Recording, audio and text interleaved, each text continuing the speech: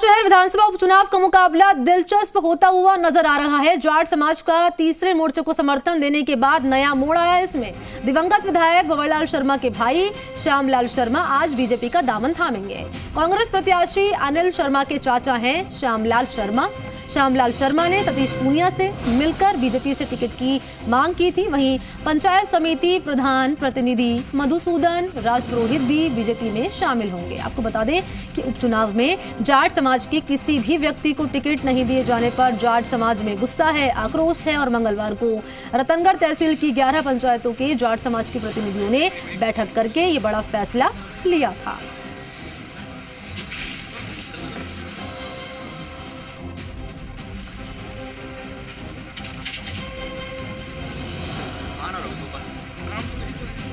और इसी खबर पर सहयोगी मनोज मेरे साथ जुड़ चुके हैं ज्यादा जानकारी लिए। मनोज, ये बताइए, क्योंकि ठीक 12:15 बजे का वक्त बताया जा रहा है जब नामांकन दाखिल किया जाएगा, पहले इससे जुड़ी अपडेट आप बताइए।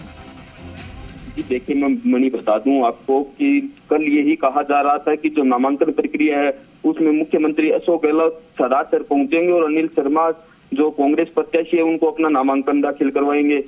लेकिन आज जैसे ही आया कि मुख्यमंत्री अशोक गहलोत 1 बजे सदासर पहुंचेंगे, उनका 1 बजे पहुंचने का कार्यक्रम है। गोविंद सिंह डोटासरा भी उनके साथ ही सदासर पहुंचेंगे। तो ऐसे में नामांकन का जो समय है वो 12:15 बजे कर दिया गया है, क्योंकि आज नामांकन की आखिरी तारीख है। इसके लिए तो अब अनिल शर्मा से जैसे हमारी बात हुई है तो उनका कहना है कि हम बिना मुख्यमंत्री अशोक गहलोत के ही हमारा नामांकन दाखिल करेंगे। उसके बाद जो राजीव गांधी खेल मैदान में आम सभा होनी है उनको संबोधित करने के लिए मुख्यमंत्री अशोक गहलोत आएंगे और वहां पर आम सभा को संबोधित करेंगे। वहीं आपको मणि मैं बता दूं कि जो गोविंद सिंह डोटासरा है वो वहीं अन्य जो बड़े दिग्गज नेता है वो भी नामांकन में मौजूद नहीं रहेंगे। जितेंद्र सिंह ओला जो चुनाव प्रभारी है वो इस नामांकन में मौजूद रहेंगे और अशोक गहलोत है वो ठीक 1 बजे सदासर पहुंचने का उनका कार्यक्रम है। जी मणि, तो क्या कुछ आज कार्यक्रम रहने वाला है वो भी ये जानकारी सहयोगी मनोज ने हमारे दर्शकों के साथ साझा की है। क्योंकि देखिए मनोज, लगातार जानकारी सामने आ रही है कि आरएलपी ने भी अपना जो प्रत्याशी है वो उतार दिया है मैदान में और जाट समाज ने तीसरे मोर्चे को समर्थन दिया है। ऐसे में ये मुकाबला कितना रोचक आपको नजर आ रहा है? जी देखिए मणि, मैं बता दूं कि जाट समाज की परसों एक बैठक का आयोजन हुआ था। उस बैठक में जाट समाज ने एक 11 सदस्यीय टीम का गठन किया था। उस 11 सदस्यीय टीम पर अपना निर्णय छोड़ा था कि जो भी 11 सदस्यीय टीम निर्णय लेगी उसके आधार पर जाट समाज आगे बढ़ेगा। कल शाम को जाट समाज की उस 11 टीम की सदस्य का निर्णय आया और उन्होंने ये निर्णय लिया कि जो भी टिकाऊ तीसरा मोर्चा होगा उसकी ओर हम समर्थन देंगे। तो कहीं ना कहीं ये भी देखा जा रहा है और वहीं कल ये भी देखा गया तो भाजपा के जो नेता थे जिन्होंने टिकट की मांग की थी वो सभी भाजपा के मंच पर नजर आए थे। वो सत्य हाजरिया हो सुशीला सारण है वो नजर नहीं आई थी। लेकिन अब जाट समाज है वो एक होता हुआ नजर आ रहा है। तो कहीं ना कहीं भाजपा के लिए ये नुकसान की खबर है, पूरी खबर हो सकती है। जी मणि, अच्छा, नुकसान का यहाँ पर जिक्र कर रहे हैं तो इससे से थोड़ा सवाल मैं आपसे पूछ लेती हूँ। मनोज, ये बताइए कि जिस तरीके से अभी यहाँ पर जिक्र कर रहे थे कि जाट समाज ने बैठक बुलाई और जैसे कि अशोक पिचा के नाम का ऐलान किया गया तो हमने देखा कि साफ तौर पर गुस्सा भी जाहिर किया गया जाट समाज की ओर से और इस सबके दरमियान बैठक भी उनकी तरफ से बुलाई गई और नाम उन्होंने साफ तौर पर कह दिया गया कि हम तीसरे मोर्चे को समर्थन करेंगे। ऐसे में ये फैसला जाट समाज का बीजेपी के लिए कितना नुकसानदेह हो सकता है मनोज? जी देखिए मणि, मैं बता दूं कि जाट समाज के जो भाजपा नेता थे वो कल मंच पर नजर आए थे, लेकिन उनका मुख्य उद्देश्य यही था कि हम बीजेपी भाजपा से लगातार जुड़े रहे और अशोक पिंचा अगर इस बार हारता है तो कहीं न कहीं अगली बार जब 2023 के चुनाव होंगे तब वो प्रत्याशी के रूप में देखे जा सकते हैं। इसलिए एक बार फिर भाजपा के जो नेता है वो मंच पर नजर आए थे।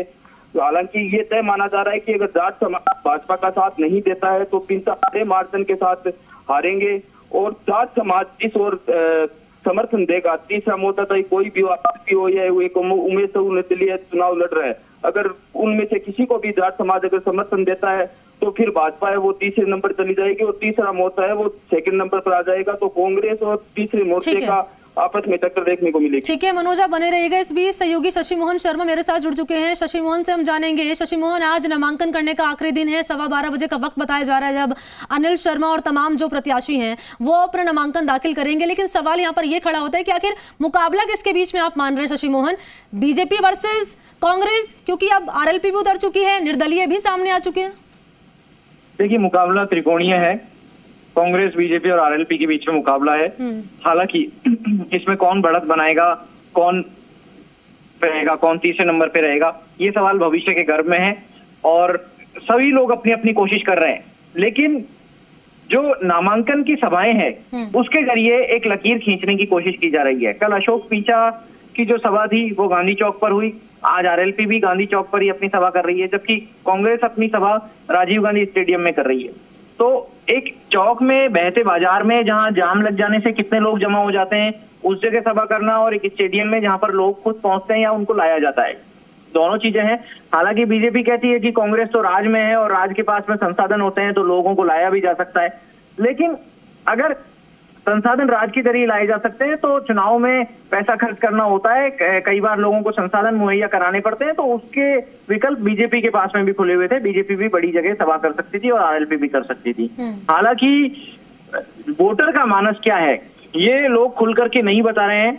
कुछ लोग कह रहे हैं सहानुभूति है। अब सहानुभूति है तो अनिल शर्मा के पक्ष में भंवरलाल शर्मा के निधन के कारण से है, या फिर अशोक पीछा जो छठा चुनाव लड़ रहे हैं, अब से पहले के 5 चुनावों में से 4 हारे हैं, 1 जीता है, उनके 4 चुनाव हारने के चलते उनके पक्ष में है। सतीश पूनिया तो ये कहते हैं कि भंवरलाल शर्मा भले ही चुनाव जीतते रहे लेकिन अशोक पीछा 5 में से 4 चुनाव हारे, इसलिए लोग उनको भी सहानुभूति पूर्वक देखते हैं। कल अशोक पीछा के कुछ समर्थक ये भी कहते दिखे कि ये उनका आखिरी चुनाव है। अब आखिरी चुनाव है और उसमें भी आखिरी साल है मौजूदा विधानसभा में, तो सहानुभूति किसके पक्ष में है, किसके पक्ष में ज्यादा उभर के सहानुभूति आएगी, ये वोटर को तय करना है और वोटर अपना फैसला ईवीएम के जरिए देता है। लोग कई बार खुलकर के बात करने से संकोच करते हैं और ऐसे में अभी बहुत जल्दबाजी होगी कि किसके पक्ष में फैसला जाएगा, ये कहना बहुत जल्दबाजी होगी। लेकिन चुनाव रोचक होना है और इस चुनाव की रोचकता बनाए रखने के लिए उमेश साहू नाम से एक निर्दलीय प्रत्याशी हैं जो जाट समाज का प्रतिनिधि होने की बात कर रहे हैं। हालांकि नया चेहरा है, लगता नहीं कि बहुत बड़ा उलटफेर कर पाएंगे, लेकिन वोटों को नुकसान तो पहुंचाएंगे ही।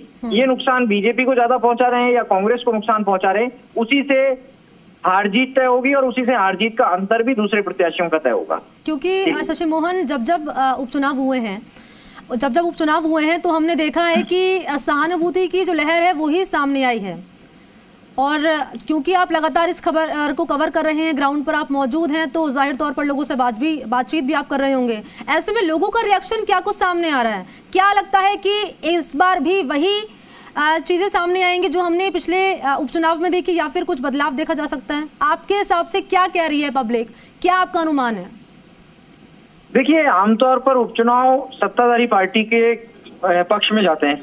लोगों का मानस अभी बहुत ज्यादा खुल करके नहीं आया है, क्योंकि लोग आज की रैली का इंतजार कर रहे हैं, देख रहे हैं कि कैसे आरएलपी और कांग्रेस अपनी ताकत दिखाते हैं।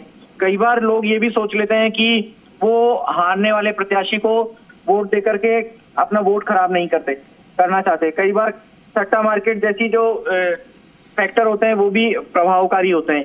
तो ऐसी सूरत में हालांकि ये सही नहीं है कि हारने वाले को देकर के वोट खराब नहीं करना चाहें, क्योंकि हार जीत तो जनता के हाथ में। जनता किसी को वोट देगी, ये सोच लेगी कि ये जीतना चाहिए और उसको वोट देती जाएगी, तो हारने वाला प्रत्याशी भी जीत सकता है। अभी बहुत जल्दबाजी होगा, लेकिन ये बात तय है कि आज के जो नामांकन रैली है उसके शक्ति प्रदर्शन के बाद काफी चीजें साफ हो जाएंगी कि कौन कितने पानी में है, कौन अपनी ताकत ज्यादा दिखा सकता है। उससे बहुत चीजें लोगों को साफ हो जाएंगी और लोगों का रुझान भी दिखने लगेगा। और नजर आप शशि मोहन हमेशा की तरह बनाए रखेगा। अपडेट मैं आपसे आगे लूंगी। फिलहाल बहुत शुक्रिया आपका शशि मोहन तमाम जानकारी के लिए।